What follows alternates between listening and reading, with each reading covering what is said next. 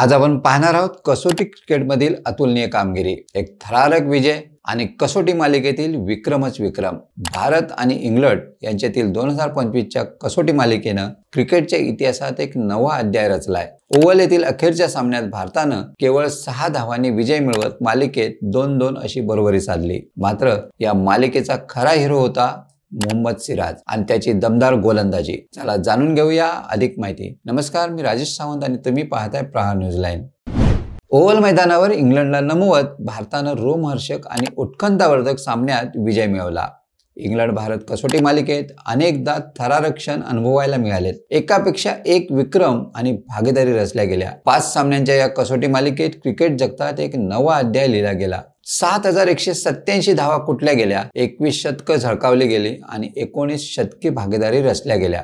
त्यामुळे भारत इंग्लंड मालिका ही क्रिकेटच्या इतिहासात आणि क्रिकेट प्रेमींच्या हृदयात कायमची कोरली गेली। ही मालिका केवळ आकड्यांची नव्हती, तर त्यात भावना, जिद्द, चिकाटी, कौशल्य यांचा संगम होता। लंडनच्या ओव्हल मैदानावर मिळवलेला हा विजय भारताचा परदेशातील कसोटी मालिकेतील 5व्या सामन्यातील पहिलाच विजय ठरला। इंग्लंड भारत मालिका वैशिष्ट्यांनी भरलेली आहे। फलंदाजांनी तर धावांचा पाऊस पाडलाय। दोन्ही संघांनी मिळून 14 वेळा 300 धावांचा टप्पा ओलांडला, तर 50 अर्धशतके आणि 21 शतकांनी ही मालिका सजली आहे। शुभमन गिलने 743 धावा करून सुनील गावस्कर यांचा 732 धावांचा विक्रम मोडीत काढला, तर जो रूटनं भारताविरुद्ध 16 शतकांसह ऐतिहासिक कामगिरी नोंदवली। इंग्लंड भारत कसोटी मालिकेत खरा हिरो कोण असेल, तर तो आहे भारताचा वेगवान गोलंदाज मोहम्मद सिराज। सिराजनं या मालिकेत 23 बळी घेतले आणि जसप्रीत बुमराहच्या 2021-22 मधील विक्रमाशी बरोबरी केली। त्याने 185.3 षटकं टाकली, जे जून 2002 नंतर भारतीय वेगवान गोलंदाजाची दुसरी सर्वाधिक षटकं आहेत।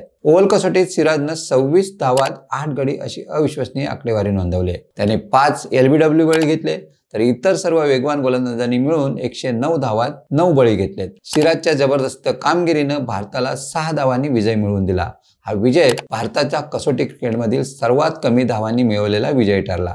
यापूर्वी 2004 मध्ये वानखेडेवर ऑस्ट्रेलियाविरुद्ध 13 धावांनी विजय मिळाला होता। इंग्लंडला यापेक्षा कमी फरकानं फक्त 2दा पराभव पत्करावा लागलाय। 2023 मध्ये न्यूझीलंड विरुद्ध 1 धावेने आणि 1902 मध्ये ऑस्ट्रेलिया विरुद्ध 3 धावांनी इंग्लंडचा पराभव झालाय। या मालिकेत 300च्या वर धावांच्या लक्ष्याचा पाठलाग करताना 10 धावांपेक्षा कमी फरकानं पराभव होण्याची ही पहिलीच वेळ। यापूर्वी 1925 मध्ये इंग्लंडचा 375 धावांचा पाठलाग करताना 11 धावांनी पराभव झाला होता। या शतकातील सर्वात जवळचा पराभव 26 धावांनी पाकिस्तानचा झाला होता। मात्र ओव्हल येथे इंग्लंड 42 धावांनी मागे होते जेव्हा त्यांनी 5वी विकेट गमावली। त्यामुळे 300च्या वर लक्ष्याचा पाठलाग करताना 50 किंवा कमी धावांवर 6 विकेट हाती असतानाही पराभव होण्याची ही पहिलीच वेळ आहे। या सामन्यात 12 LBW बळी घेतले गेले। हे बळी ओव्हल येथील 108 कसोटी सामन्यांमध्ये दुसऱ्या क्रमांकाचे सर्वाधिक बळी ठरले। सिराजने 5 जणांना LBW केलं। हा विक्रम कपिल देव यांच्यासह भारतीय वेगवान गोलंदाजातील दुसऱ्या नंबरचा आहे। इरफान पठाणचा 2004 मधील 7 LBW बळींचा विक्रम अद्याप कोणी मोडलेला नाही। दुसरीकडे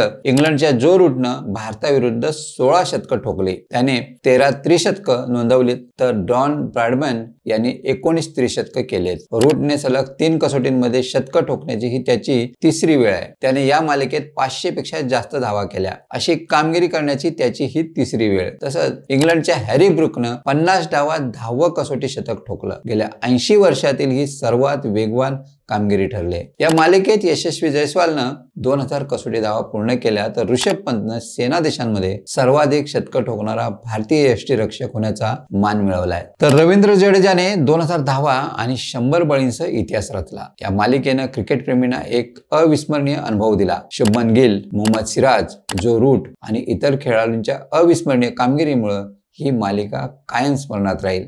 सिराजच्या धडाकेबाज गोलंदाजीपासून ते रूट आणि ब्रूक यांच्या शतकांपर्यंत या मालिकेनं क्रिकेट प्रेमींना थरार आणि विक्रमांचा खजिना दिलाय।